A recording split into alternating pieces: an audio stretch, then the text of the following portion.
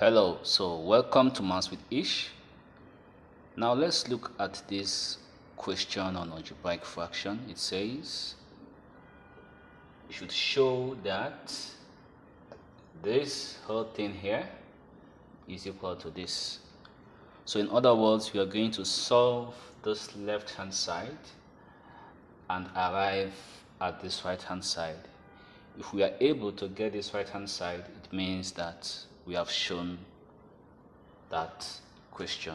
Okay, so let's go.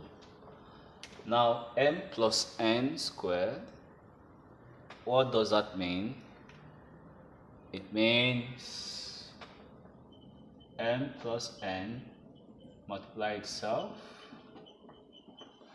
and this is difference of two squares. Okay, so this will give us m plus n into m minus n. Here I can factor out m. M is common here, so if I factor out m from this top, I'm having m plus n in the bracket. Here, if I factor out n, I'm having n minus m in the bracket. So this m plus n and this one will cancel out, so that I'm left with m plus n all over m minus n here. Now for this denominator, if I decide to write this as m minus n, this is just a simple logic. If I decide to write this as n minus m, I'm simply going to put a negative sign here, because this negative sign will reverse it back to this, because this minus times n will give me back this minus n here. This minus times minus n will give me back this plus n here. So this minus sign I've just placed here has balanced this alteration I made here. Okay, so let's go. And now this will give us m plus n all over m minus n.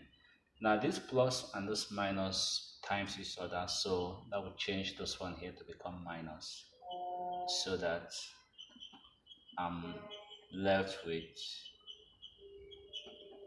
this. Now what can you notice? You notice we have m plus n over m minus n here, and we also have it here. So I'm simply going to factor it out, because it's common to both sides. So if I factor it out, I'm left with 1 here. Then I'm left with m over n here. Can you see that? Okay, next, let's look at this one.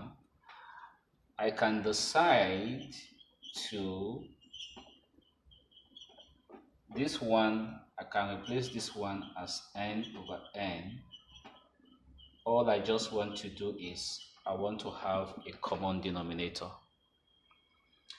And of course, you know, when fractions have common denominators, all you simply have to do to that fraction is to add or subtract the numerator and take that common denominator. So since they have common denominator, I'll take that common denominator as n. Can you see that? Sorry, this is n here. Okay, so now this is taking us again to something I did here. Now this n minus m, this is m minus n. So I'm also going to do what I did before. I'm going to alter that one. Now we always alter when they have different signs. You can see this is plus m, this is minus m, this is minus n, this is plus n. Anytime you have algebraic expressions having such opposite signs, this Yeah, so this is what to do now. Just as I did before, I'm going to write this one to look like this: m minus n over n. Can you see that? Then I'm going to introduce a negative sign. Introduce a negative sign. This negative sign balances it, okay? Or you can just put it by the side here as -1. You see, it doesn't matter.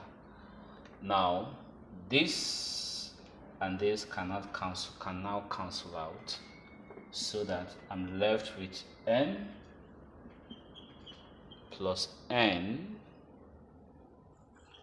over n.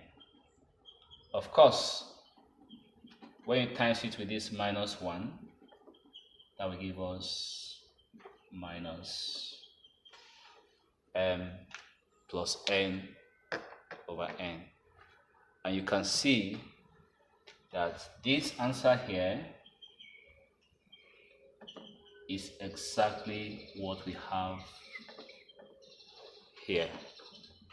And this brings us to the solution to this problem. I hope you've gained value. Thanks for watching. Do have a good day. Bye.